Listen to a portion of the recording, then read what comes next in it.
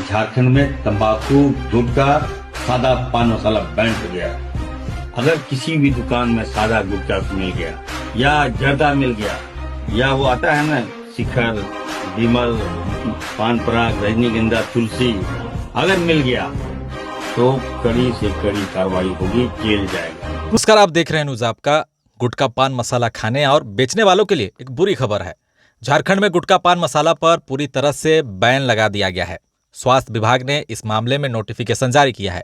इस आदेश के बाद 1 साल के लिए झारखंड के बाजारों में उपलब्ध किसी भी नाम से तंबाकू या निकोटिन युक्त गुटखा और पान मसाला के निर्माण, भंडारण, बिक्री और वितरण गतिविधियों पर पूरी तरह प्रतिबंध लगाया जा चुका है। आपको बता दें, इससे पहले भी पान मसाला के सैंपलों की जांच में मैग्नीशियम कार्बोनेट मिलने पर 8 मई 2020 को भी बैन लगा था, जबकि 2022 में तत्कालीन सीएम हेमंत सोरेन की पहल पर पान मसाला के 11 ब्रांडों पर 1 साल के लिए भी प्रतिबंध लगाया गया था। सरकार की अच्छी तो पहल है, मगर क्या सच में सरकार जो है इन गुटखा पान मसाला पर बैन लगाकर यहाँ के युवाओं को नशे की लत से छुटकारा दिलाना चाहती है, या फिर इसके पीछे कुछ और वजह है?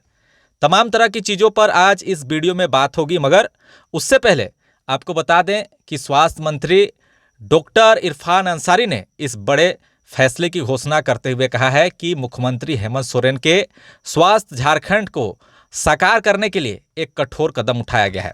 यह प्रतिबंध केवल एक नियम नहीं, बल्कि झारखंड के युवाओं को नशे की जकड़ से बचाने की क्रांतिकारी पहल है। डॉक्टर अंसारी ने कहा है कि स्वास्थ्य के साथ खिलवाड़ किसी भी कीमत पर बर्दाश्त नहीं किया जाएगा। गुटखा और पान मसाले के कारण कैंसर जैसी घातक बीमारी तेजी से बढ़ रही है। हमारे युवा धीरे धीरे मौत की ओर बढ़ रहे हैं और मैं अपनी आंखों के सामने उन्हें मरते नहीं देख सकता। एक डॉक्टर होने के नाते मैं जानता हूं कि यह जहर किस हद तक शरीर को बर्बाद कर सकता है। यह जनता ने मुझे स्वास्थ्य मंत्री बनाया है, तो मेरा पहला कर्तव्य है उनके जीवन की रक्षा करना। ऐसा झारखंड के जो स्वास्थ्य मंत्री हैं उनका कहना है। मंत्री ने स्पष्ट तौर पर आगे कहा है कि गुटखा उत्पादन, बिक्री, भंडारण और वितरण पर कड़ी कानूनी कार्रवाई की जाएगी। गुटखा माफियाओं और अवैध कारोबारियों पर विशेष नजर रखी जाएगी। किसी भी दुकान, गोदाम या व्यक्ति के पास गुटखा मिलने पर न केवल सख्त कार्रवाई जो है होगी, बल्कि गोदाम भी सील किए जाएंगे। स्वास्थ्य विभाग के और प्रशासन ने इस पर सख्त निर्देश दिए हैं कि इस आदेश का कठोरता से पालन किया जाए। सरकार के द्वारा गुटखा पर प्रतिबंध लगाना एक अच्छी पहल हम कह सकते हैं, लेकिन एक तरफ सरकार ये कह रही है कि हम यहाँ के युवाओं के लिए सोच रहे हैं, उन्हें कोई बीमारी ना हो जाए, वो स्वस्थ रहें, उन्हें नशे की लत ना लगे, इसके लिए वे गुटखा बंद कर रहे हैं क्योंकि वो शरीर के लिए हानिकारक है। लेकिन दूसरी तरफ सरकार के द्वारा ही लाइसेंस देकर जगह जगह शराब की बिक्री भी करवाई जा रही है। तो आखिर शराब पर प्रतिबंध कब लगेगा, ये भी तो सरकार से सवाल है। पुलिस के द्वारा लगातार सभी ग्रामीण इलाकों में आपने अक्सर देखा होगा कि जो गांव के इलाके में जो महुआ शराब होती है, जो देसी शराब होती है, उसको लेकर पुलिस एक्शन लेती है। लोगों के द्वारा जो शराब बनाए जाते हैं उनकी गिरफ्तारियां होती है, उनके जो महुआ होते हैं उन्हें फेंक दिया जाता है, उनके कई तरह के बर्तनों को तोड़ दिया जाता है, उन्हें चेतावनी दी जाती है। लेकिन दूसरे तरफ सरकार के द्वारा ही लाइसेंस देकर अंग्रेजी शराब की बिक्री भी करवाई जाती है। तो क्या सरकार की नज़र में तंबाकू उत्पाद एक तरह से शरीर के लिए हानिकारक है, तो क्या शराब शरीर के लिए हानिकारक नहीं है क्या? ये भी तो सवाल है, क्योंकि सरकार को अगर कहें तो सबसे ज़्यादा टैक्स शराब के बिक्री से भी मिलती है, और यही वजह है कि सरकार के द्वारा कभी भी शराब पर यहाँ पर प्रतिबंध नहीं लगाया गया। पड़ोसी राज्य बिहार की अगर हम बात करें तो वहाँ पर शराब पीने से कई लोगों की मौतें हो गई और सरकार के द्वारा एक कठोर एक तरह से कदम उठाया गया और वहाँ पर बिहार में शराब को प्रतिबंध कर दिया गया। मगर यहाँ पर झारखंड सरकार के द्वारा ये कहा जा रहा है कि हम यहाँ के युवाओं के स्वास्थ्य की चिंता कर रहे हैं, यहाँ के युवाओं को नशे की लत से हम बाहर निकालना चाह रहे हैं और शरीर के लिए हानिकारक ये गुटखा चीज़ है, लेकिन खुलेआम सरकार के द्वारा लाइसेंस दे देकर शराब की दुकानें जो हैं वो खुलवाई जाती है। तो ये कितना जायज़ है, ये भी तो सोचना होगा। छोटे छोटे जो दुकान हैं, प्रतिबंध होने के बावजूद आज ग्रामीण इलाकों में उन्हें जानकारी नहीं होने के कारण कई जगह मैंने देखा कि गुटखा की बिक्री हो रही थी, क्योंकि अभी भी उन इलाकों में सही रूप से ये जानकारी नहीं पहुंच पाई है।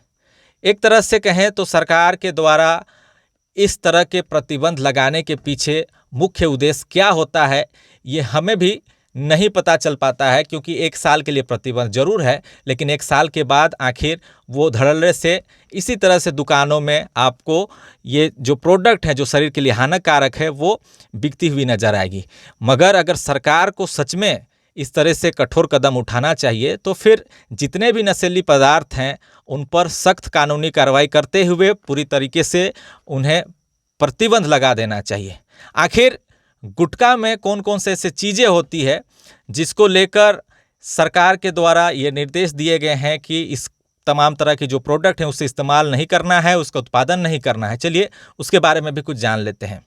चूँकि गुटखा के अंदर कई तरह के जो है वो पदार्थ मिक्स करके उन्हें बनाया जाता है, जिसमें तंबाकू होता है, उसमें सुपारी होती है, उसमें कत्था होता है, उसमें सोडा ऐश होता है और अन्य जो है वो सुगंध और स्वाद मिलाकर उसे बनाया जाता है। तंबाकू गुटखा का एक मुख्य घटक है और इसमें निकोटीन होता है जो एक नशीला पदार्थ है। निकोटीन से कैंसर, हृदय रोग और स्ट्रोक सहित कई ऐसी स्वास्थ्य संबंधी बीमारियां हो जाती हैं। सुपारी का बीज इसमें मिलाया जाता है। सुपारी के बीज का कहें तो एक प्रकार का नट है, इसमें एरेकोलाइन होता है जो एक उत्तेजक पदार्थ है। एरेकोलाइन से मुंह और गले के कैंसर सहित कई स्वास्थ्य समस्याएं हो सकती है। तीसरा है कत्था। कत्था एक प्रकार का चूना है जिसका उपयोग गुटखा को स्वाद और बनावट देने के लिए किया जाता है। कत्था मुंह के कैंसर का कारण बन सकता है। सोडा ऐश भी इसमें मिक्स किया जाता है। सोडा ऐश एक प्रकार का रसायन है जिसका उपयोग गुटखा को क्षारीय बनाने के लिए किया जाता है। सोडा ऐश पेट और आंत की समस्याओं का कारण बन सकता है। अन्य जो स्वाद और सुगंध इसमें गुटखा में शामिल किया जाता है, जिसमें पुदीना, गुलाब और केसर होता है। ये स्वाद और सुगंध को अधिक स्वादिष्ट बनाने के लिए भी उपयोग में गुटखा में ये लाया जाता है। तमाम तरह की चीज़ों को गुटखा के अंदर जो है मिक्सअप करने के बाद उसे पैकेजिंग करके बाज़ारों में बेचा जाता है और काफ़ी ज़्यादा जो युवा हैं, जो हर उम्र के लोग हैं, वो भी इसका इस्तेमाल करते हैं। कई जो है वो स्वास्थ्य संबंधी बीमारियां इससे होती ज़रूर हैं, लेकिन शराब से अगर हम कंपेयर करें दोनों को तो शराब जो है सबसे ज़्यादा हानिकारक चीज़ है। मगर शराब के ऊपर सरकार का मुंह बिल्कुल बंद रहता है। शराब के द्वारा कई तरह की बीमारियां होती हैं और सबसे ज़्यादा नुकसान अगर कहें तो मेंटली और नशे की लत की वजह से युवाओं का भविष्य हर तरह से जो है वो शराब बर्बाद कर देता है किसी के भी जीवन को। ऐसे में सरकार को इस पर भी विचार करना चाहिए और जो इस तरीके से लाइसेंस दे देकर जो शराब की दुकानें जो चलाई जा रही है और उससे सिर्फ टैक्स वसूले जा रहे हैं, तो इस पर विचार करना चाहिए कि आखिर सरकार यहाँ के लोगों की सच में भलाई चाहती है या फिर बस ऐसे ही दिखावे के लिए इस तरह से कई चीज़ों को प्रतिबंध लगाकर कुछ सालों के लिए सिर्फ जो है एक टाइमलाइन में आना चाहती है। फिलहाल अभी के लिए बस इतना ही। देखते रहे न्यूज़ आपका। धन्यवाद।